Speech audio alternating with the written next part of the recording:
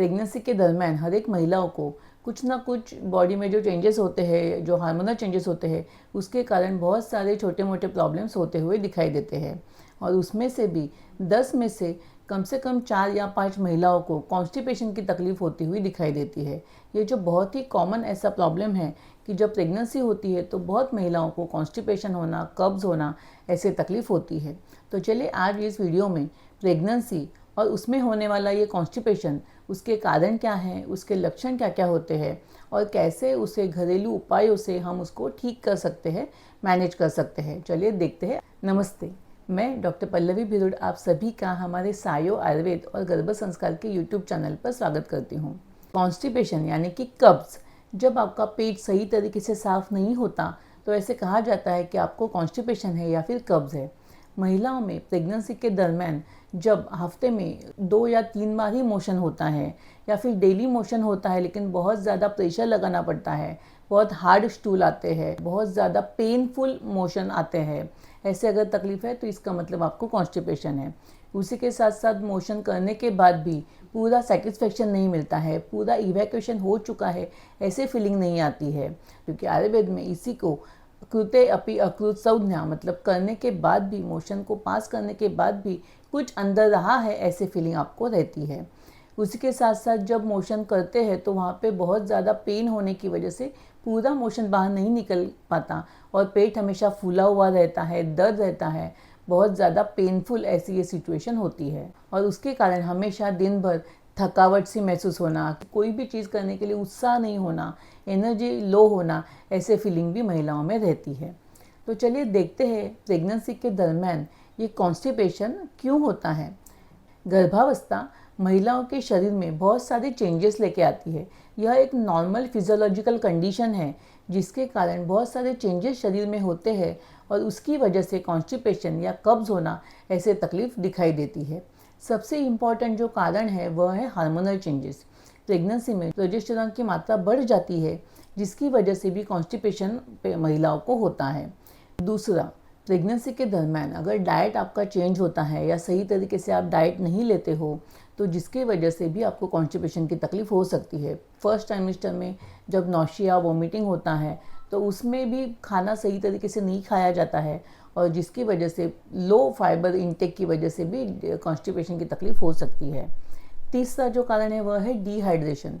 जब प्रेगनेंसी होती है तो बहुत ज़्यादा मूड स्विंग्स भी होते हैं, बहुत ज़्यादा फिजिकल चेंजेस होते हैं, जिसके कारण कभी कभी पानी का प्रमाण भी सही तरीके से नहीं लिया जाता है और मदर को डिहाइड्रेशन होता है। कभी कभी इंटेस्टाइन्स में से वाटर का जो एब्सॉर्प्शन है वह ज़्यादा मात्रा में हो जाता है और जिसकी वजह से स्टूल जो है वह ड्राई हो जाता है और कॉन्स्टिपेशन हो सकता है। चौथा, लेस फिजिकल एक्टिविटी। प्रेगनेंसी के दरमियान बहुत ज़्यादा केयर लेने के कारण और बहुत ज़्यादा अपने आप को आराम देने की वजह से बहुत महिलाएं बहुत फिजिकल एक्टिविटी अच्छी तरीके से नहीं कर पाती है, उनमें कॉन्स्टिपेशन की तकलीफ हो सकती है। पांचवा जो कारण है कि जो आयरन और कैल्शियम का सप्लीमेंट प्रेगनेंसी के दरमियान लिया जाता है उसके साइड इफ़ेक्ट के स्वरूप में भी कॉन्स्टिपेशन महिलाओं को हो सकता है। और छठा और मोस्ट इम्पॉर्टेंट कारण जो है कि प्रेगनेंसी के दरमियान जैसे जैसे second trimester, third trimester develop होता है, माता का जो पेट है, एब्डोमिनल गर्थ है, बढ़ जाती है और बढ़े हुए एब्डोमेन का प्रेशर इंटेस्टाइन्स के ऊपर, हमारे रेक्टम के ऊपर आने की वजह से भी बहुत बार महिलाओं को कॉन्स्टिपेशन की तकलीफ हो सकती है। इन्हीं सभी कारणों की वजह से जब महिलाओं को कॉन्स्टिपेशन होता है और यह लगातार चलते रहता है तो जिसकी वजह से आगे जाकर उनको फीशर होना, पाइल्स होना, ऐसे सभी तकलीफ़ें भी हो सकती है और उसी के कारण कभी कभी नौशिया, वोमिटिंग, ऐसे प्रॉब्लम भी होता हुआ दिखाई देता है। परंतु ये सभी प्रॉब्लम्स के साथ साथ महिलाओं को डरना नहीं चाहिए, क्योंकि बहुत महिलाओं को ऐसे क्वेश्चन रहता है या ऐसे प्रश्न रहता है मन में कि अगर मुझे हमेशा कॉन्स्टिपेशन रहेगा तो क्या इसका असर मेरे बच्चे के ऊपर भी होगा, क्या मेरे बच्चे के डेवलपमेंट में कोई प्रॉब्लम हो सकता है। तो ऐसा कुछ भी नहीं होता है। भले आप कितना भी आप स्ट्रेस करो, स्ट्रेन करो मोशन पास करने के लिए, परंतु उससे आपके बच्चे को कोई भी तकलीफ़ नहीं होने वाली है। जो भी तकलीफ़ होती है वो माता को होती है और इसी तकलीफ़ को कम करने के लिए कुछ ऐसे आसान उपाय आप घर पे अपना सकते हो जिसकी वजह से आप ये कॉन्स्टिपेशन की तकलीफ़ को कम कर सकते हो। तो चलिए देखते हैं कौन से ऐसे आसान उपाय हैं कि जिनको अपना कर आप इजीली आपके कॉन्स्टिपेशन को कम कर सकते हो।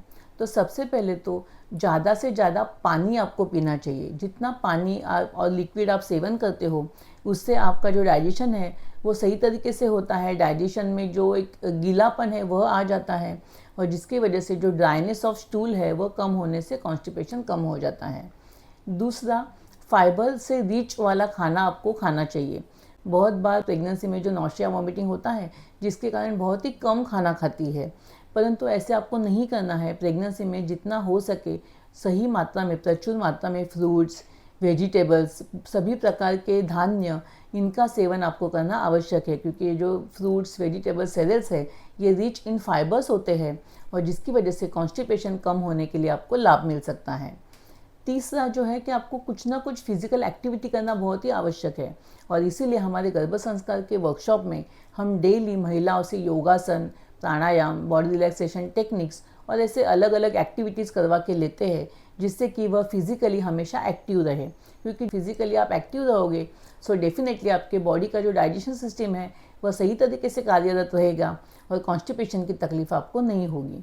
तो चलिए देखते हैं कुछ ऐसे होम रेमेडीज़ भी आप कॉन्स्टिपेशन के लिए कर सकते हो।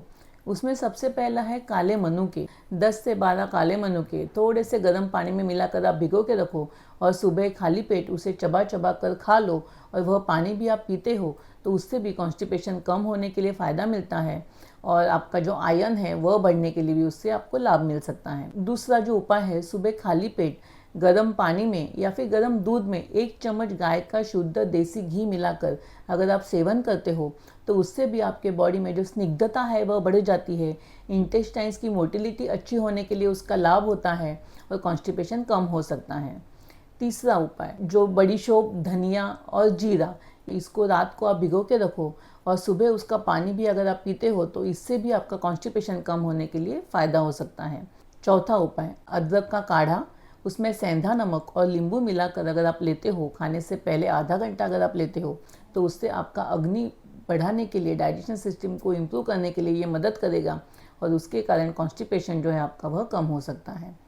उसी के साथ साथ अगर आपको आयरन और कैल्शियम की सप्लीमेंट की वजह से कॉन्स्टिपेशन है तो आप आपके डॉक्टर की सलाह लीजिए, तो वो जो आयरन कैल्शियम का ब्रांड आप ले रहे हो वो मेडिसिन चेंज करके दे सकते हैं और आपका ये प्रॉब्लम ठीक हो सकता है। ये सभी उपाय करने के बावजूद भी यदि आपका कॉन्स्टिपेशन कम नहीं हो रहा है या फिर उसके साथ साथ नौशिया होना, वॉमिटिंग होना, पेट में दर्द होना, ऐसे सभी तकलीफ़ें आपको हो रही है, मोशन में कभी कभी डायरिया हो जाना या डायरिया के साथ म्यूकस या ब्लड भी मोशन के साथ पास होना, ऐसे तकलीफ़ें अगर आपको होती है तो ये अलार्मिंग साइन है और इमीडिएटली आपको आपके डॉक्टर से की सलाह लेना आवश्यक है।